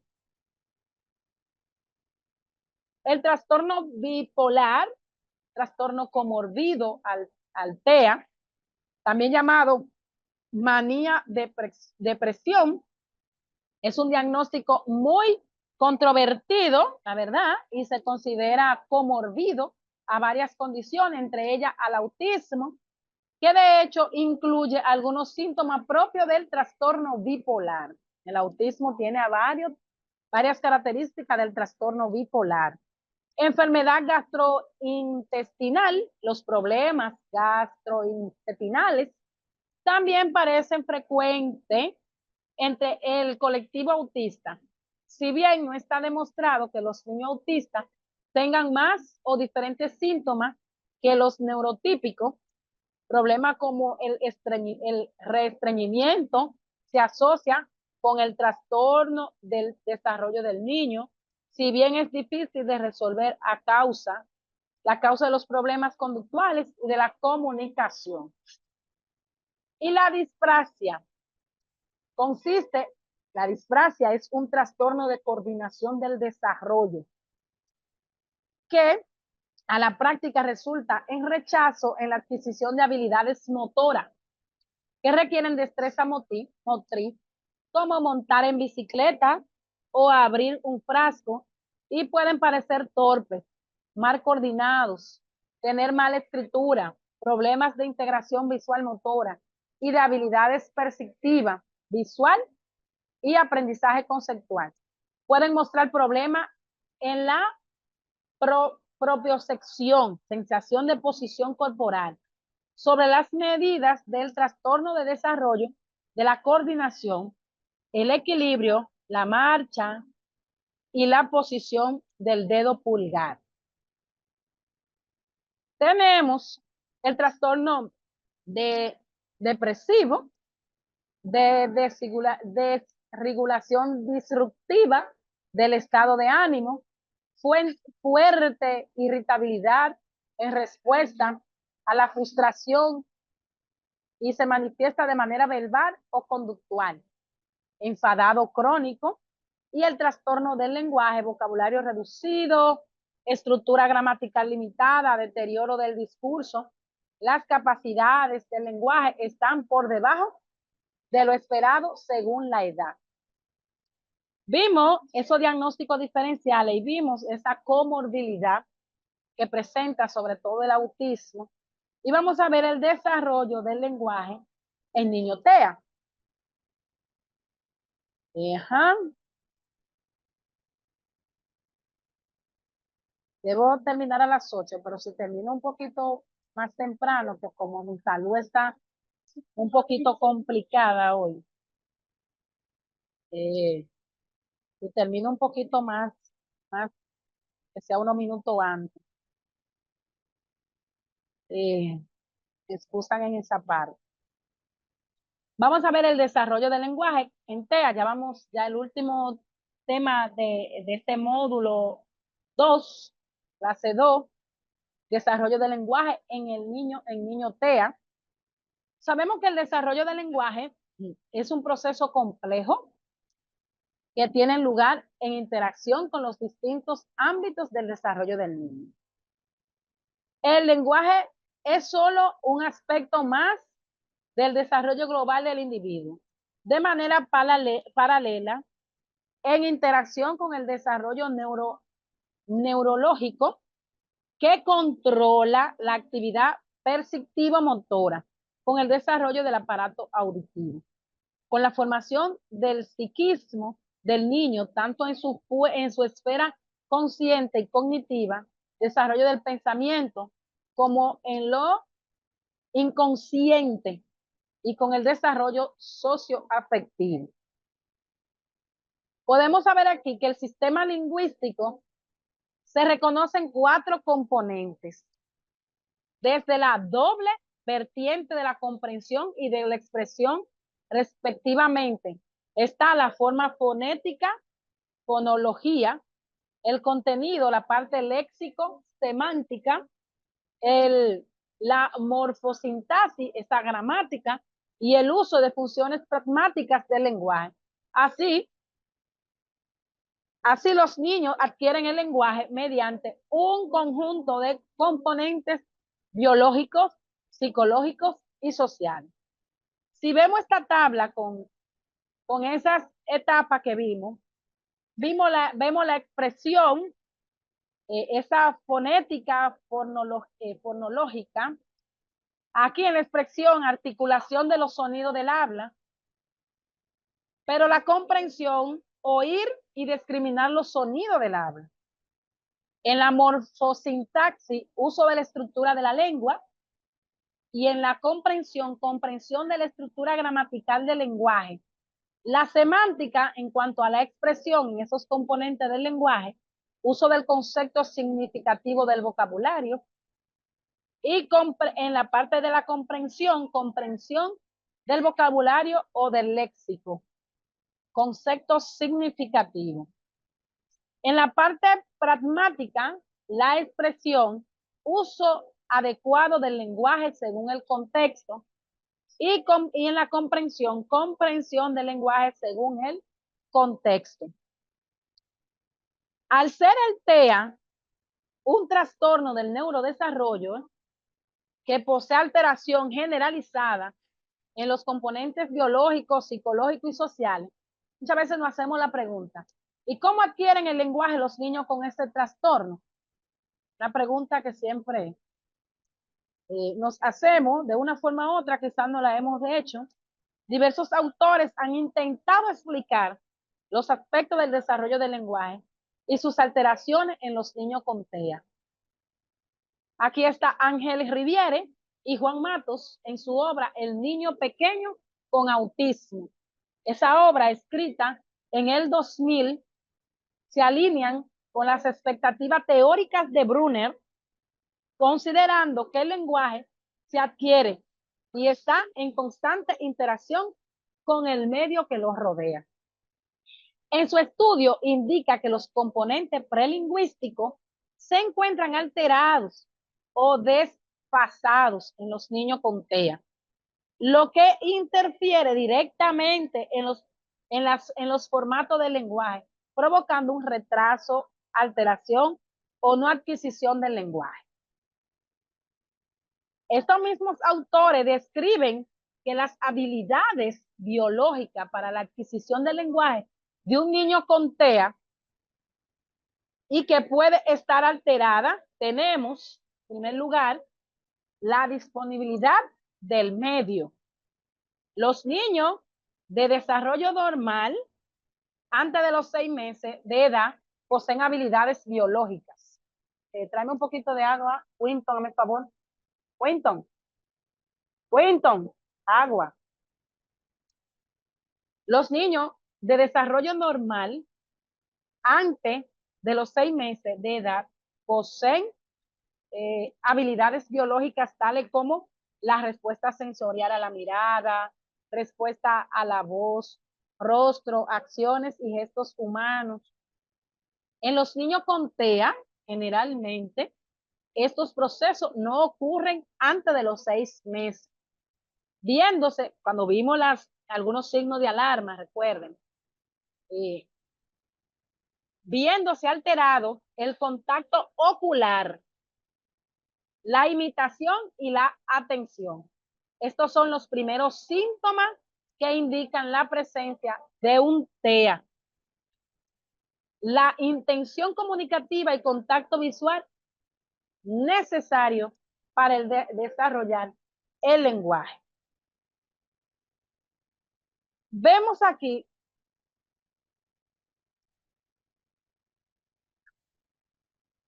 la transaccionalidad. Los niños de desarrollo normal, el primer año de vida, poseen un dominio privilegiado en sus interacciones con la madre o con su cuidadora, donde comienzan a vocalizar sonidos, realizan e imitan gestos y miradas con fines de comunicativos y sociales. Así van aprendiendo a regular sus emociones. Pero ¿qué pasa? Los niños con TEA generalmente fallan en las interacciones triádicas, viéndose alterada su atención conjunta al no realizar el gesto de señalar ni comprender el señalamiento de los otros. No logran alterar o vamos a decir alternar la mirada entre el objeto y el adulto y no desarrollan los actos de referencia social en este periodo, probablemente debido a su dificultad en la comprensión de sus emociones. La atención conjunta y la referencia social tienen un rol preponderante en la intersubjetividad, la adquisición del lenguaje y la comunicación social, por lo cual estas alteraciones son un obstáculo en la adquisición del lenguaje de los niños con TEA. Tenemos la sistematicidad que está dentro de esas etapas. Vimos los niños de desarrollo normal en el primer año de vida realizan sus primeras actividades dentro de su sistema familiar mediante la realización de actos repetitivos de forma automática con un alto nivel de organización con el fin de explorar el entorno. Estas habilidades cognitivas le permiten al niño introducirse al mundo lingüístico y la cultura mediante la comprensión y la creación de formas sistemáticas que se adapten a los requerimientos del medio. Además, seguimos con esa sistematicidad. Dice Barón Cohen en el 2009, plantea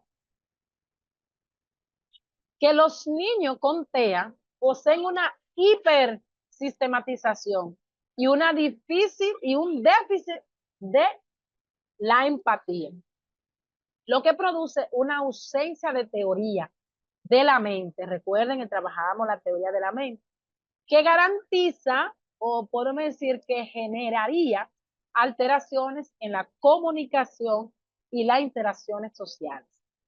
Estos procesos dificultan la entrada del niño con TEA al mundo lingüístico, ya que las reglas del cual se adquiere en este periodo no son parte del espacio común ni las compartidas socialmente.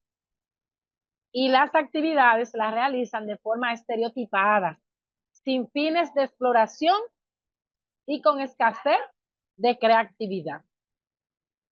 Falta aquí esta etapa, la abstracción. A los niños de edad, a los 2 años de edad, los niños de desarrollo normal comienzan a generar reglas abstractas sobre sus actividades que le permiten ordenar su percepción del mundo y su relación con el tiempo y el espacio y la casualidad. La abstracción le permite al niño incorporar habilidades simbólicas de representación que le dará acceso al juego simbólico y la entrada del lenguaje mediante la vocalización de las primeras palabras. Por lo tanto, en los niños con TEA, en esta etapa, las habilidades simbólicas de representación se ven afectadas al tener alteración o no desarrollada la atención conjunta. La imitación y la referencia social generando como consecuencia alteraciones o ausencia del desarrollo del lenguaje y generalmente ausencia del juego simbólico. Aquí vemos que al verse alteradas las facultades cognitivas en los niños con TEA, su ingreso a los formatos no se da de manera natural y espontánea, sino que previamente se deberá evaluar y abordar las facultades alteradas en cada niño para luego poder enriquecer sus interacciones diádicas y alcanzar las triádicas, las facultades de atención conjunta, referencia social, imitación, habilidades simbólicas, de representación, resultan alteradas en los niños con TEA y esto retrasa la adquisición del lenguaje. Por lo tanto, con respecto a los datos estadísticos de adquisición del lenguaje en niños TEA, Ángel Riviera y Mercedes Belinchón en el 2003 afirman que todos los niños con autismo se dan en muy diversos grados. Retraso en la adquisición del lenguaje expresivo, que llegan al mutismo total, que muestran aproximadamente el 50% de los niños menores de 5 años. Los trastornos severos de la comprensión verbal, pautas desviadas de la evolución lingüística, como la ecolalia, recuerden esta repetición de frases y palabras que se va poniendo más severa, más profunda, la inversión de pronombres, la escasez y concreción del vocabulario y las alteraciones prosódicas y articulaciones se pueden presentar en cualquier edad del niño. Ojo con esa parte. Por lo que debemos acotar que los niños con TEA tienen una gran variabilidad en su perfil lingüístico, según su desarrollo intelectual y social, por el cual se destaca la singularidad respecto a la adquisición del lenguaje en cada niño, produciéndose a edad en tiempo y forma diferentes en cada caso. Cada persona piensa cosas diferentes. Por lo tanto, niños autistas también piensan cosas diferentes. Alteraciones de la comunicación y el lenguaje en el niño con TEA. Soto en el 2007, en su artículo Comunicación y lenguaje en personas que se ubican dentro del espectro autista, afirma que las principales dificultades en la comunicación de personas con TEA son las fallas pragmáticas. Es decir, los niños con TEA, al no tener teoría de la mente y no poder transmitir ni interpretar deseos, creencias, emociones, entre otros aspectos, no pueden generar interacciones fluidas con otros. Aspecto que dificulta la construcción de habilidades simbólicas de representación y altera finalmente su comunicación social y el uso del lenguaje. Para el estudio del lenguaje y la comunicación en niños con TEA es necesario separar a los niños verbales de los preverbales. ¿Por qué intervenir desde la psicología en el lenguaje y comunicación de los niños con TEA? Basándose en las investigaciones sobre la intervención psicológica en el lenguaje y la comunicación de las personas con TEA, se ha demostrado que es indispensable el abordaje oportuno.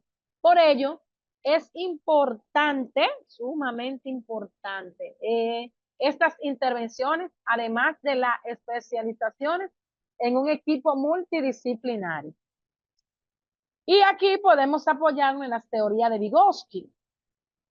En primer lugar, abordamos esa teoría sociocultural del desarrollo de Vygotsky, postulada en su obra El desarrollo de los procesos psicológicos superiores, la cual fue escrita en el 1979. Esa teoría sustenta que la estructura psíquica del niño se desarrolla mediante la integración de factores biológicos denominados funciones psíquicas elementales, con factores socioculturales que mediante un proceso de internalización logran modificar su estructura dando lugar al surgimiento de las funciones psíquicas superiores.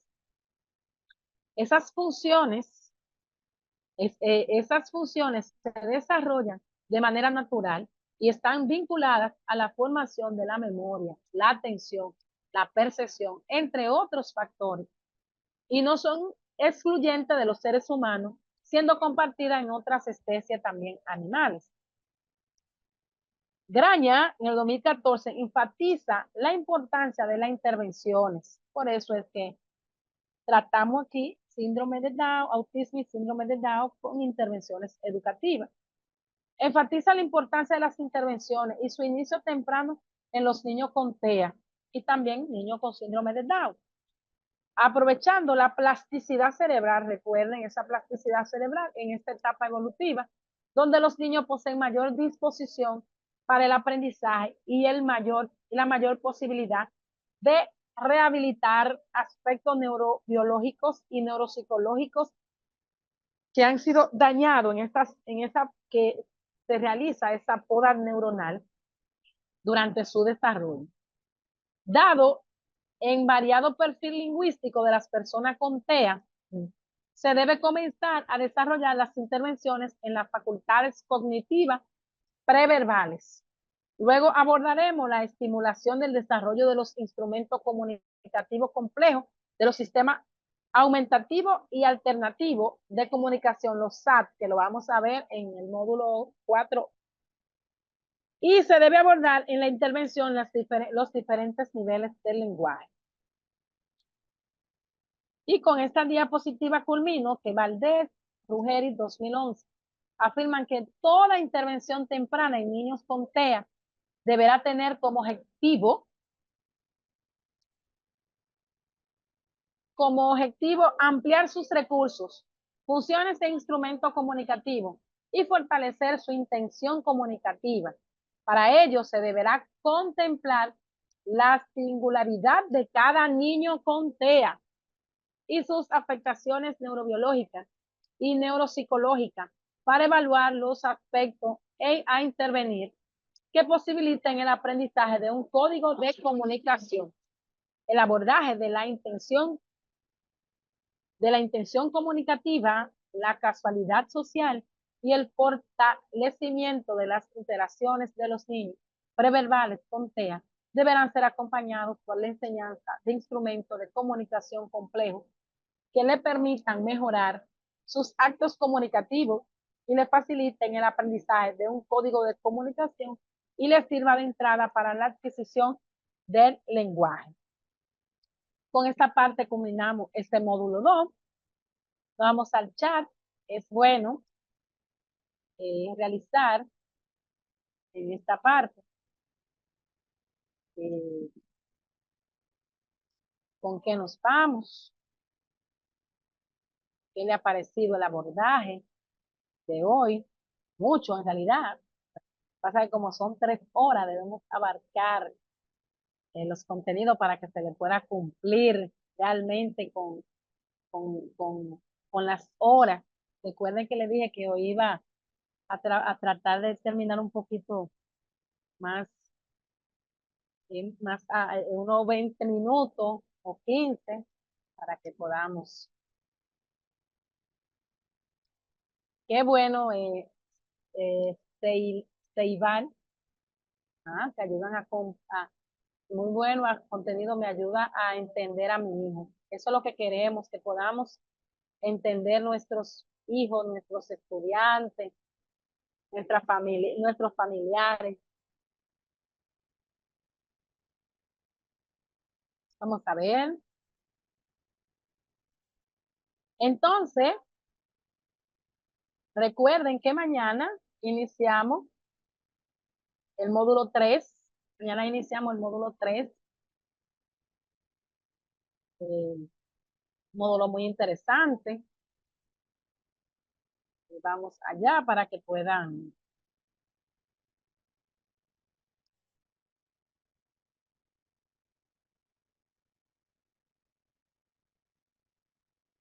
recuerden que todos los materiales están ya en el link, todos. materiales buenísimos que ustedes pueden trabajar con sus hijos y con sus estudiantes. Materiales también tecnológicos que nos ayudan también a hacer cursos extras si queremos, algunos cursos.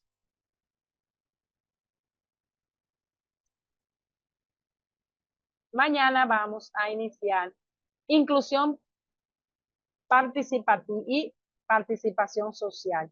Ahí vamos a ver, vamos a entender el concepto de inclusión, por qué es tan importante hoy en día, implicaciones en la vida diaria, experiencia de la inclusión escolar, casos exitosos, barreras sociales y cómo son, superarla.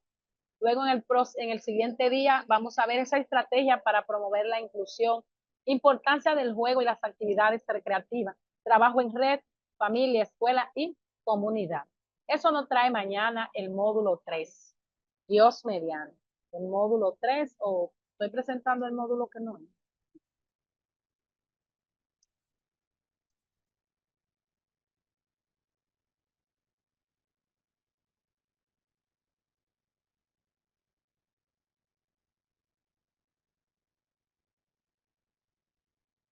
Estoy presentando nada.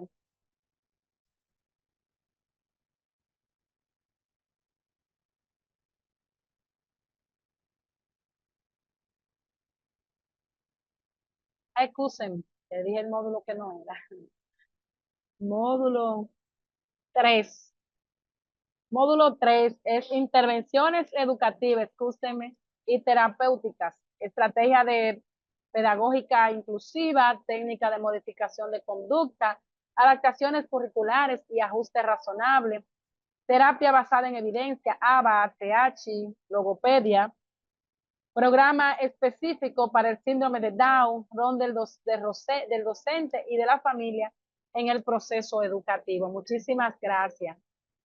Entonces, nada, me resta decirle que muchísimas gracias por lo que pudieron quedarse hasta el final.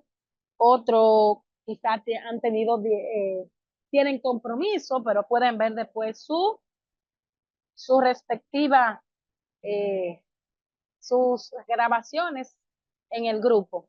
En el grupo ahí está todo, la modalidad, cómo son los pagos, con quién se deben de comunicar.